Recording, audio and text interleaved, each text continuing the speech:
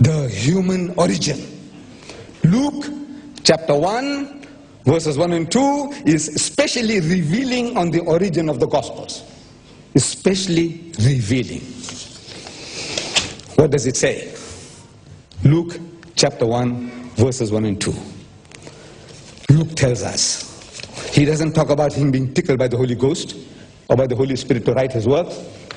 He says here, verse 2, just as those who from the beginning were eyewitnesses and ministers of the word delivered them to us, it seemed good to me also.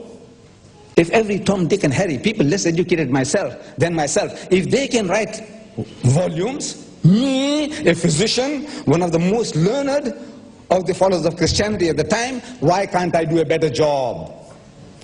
This is his inspiration. The others, you can do it? You can do it? Why can't I? I'm more learned than you. So he says, it seemed good to me also, having had perfect understanding of all things from the very first, to write to you an orderly account, most excellent Theophilus. The only thing he claims is that the other writings are not orderly, mine will be an orderly account. Mark is jumping here, there and everywhere. Mine won't be like that. Mine will be an orderly book. That is, he does not claim to be inspired by God or by the Holy Ghost or by the Holy Spirit. His inspiration is the people that went before him who had done the job. And in this book of Luke, chapter 3, verse 23, we have the genealogy of Jesus. It reads, and Jesus happened to be about 30 years of age when he began to preach, who being, in brackets, as was supposed, the son of Joseph, in brackets. Now what's all this? Number one, if the Spirit of God is inspiring Luke to write that, this Spirit of God didn't know how old Jesus was. Can you imagine? This Spirit of God is supposed to be God. The Christian believes, the Pentecostals believe that the Father is God, the Son is God, and the Holy Ghost is God. But they are not three gods, but one God. The Holy Ghost is God, the Spirit of God is God. But this God, if he inspired Luke, this God didn't know how old Jesus was. So he's saying about 30 years. God doesn't know how old Jesus was when he began. He said about 30, about.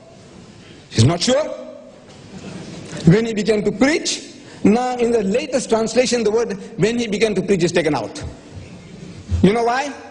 The question arises, God Almighty waited for billions of years before coming down to earth.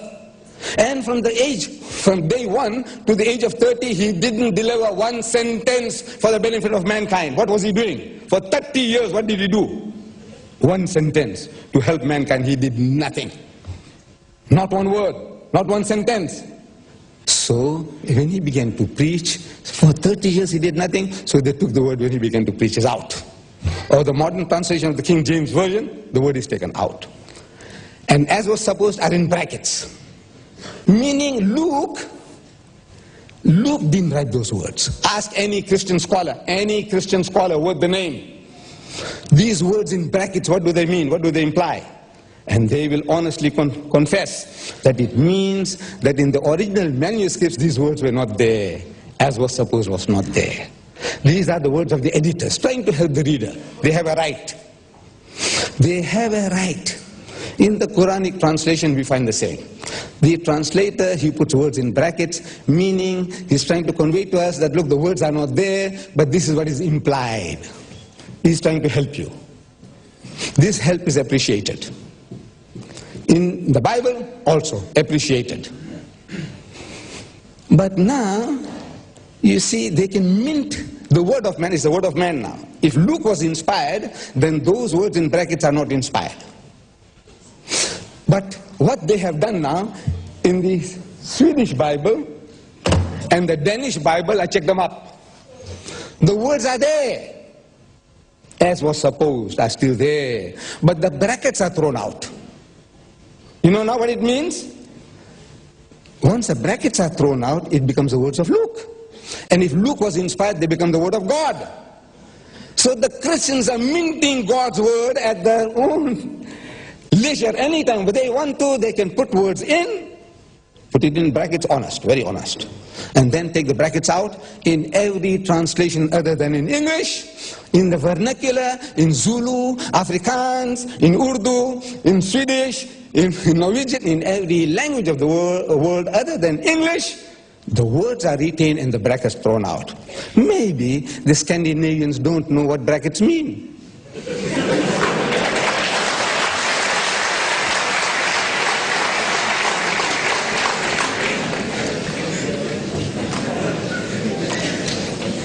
You see, the Quran gives us an acid test of wanting to know whether a thing is inspired by God or not. The Quran says, أَفَلَا يَتَدَّبَّرُونَ الْقُرْآنَ. Do they not consider the Quran with care? وَلَوْ كَانَ مِنْ إِنْدِ غَيْرِ اللَّهِ. Had it been from anyone other than Allah, other than God, لَوَجَدُوا فِيهِ اخْتِلَافًا كَثِيرًا. You would have found in it many discrepancies, many contradictions. Any book claiming to be from God or to be infallible, no contradiction. That is the claim of the Quran. The same test should apply to the Holy Bible. If it is the book of God, it should have no contradictions. So I read to you, for the pastor, 1 Chronicles chapter 21. 1 Chronicles, book of Chronicles chapter 21. It says, and Satan stood up against Israel and provoked David to number Israel. Take a census. Who provoked David? Satan. In 2 Samuel chapter 24, it says about the same thing. And again, the anger of the Lord was kindled against Israel. The Lord means God, not Satan. The anger of the Lord was kindled against Israel. And he moved, he provoked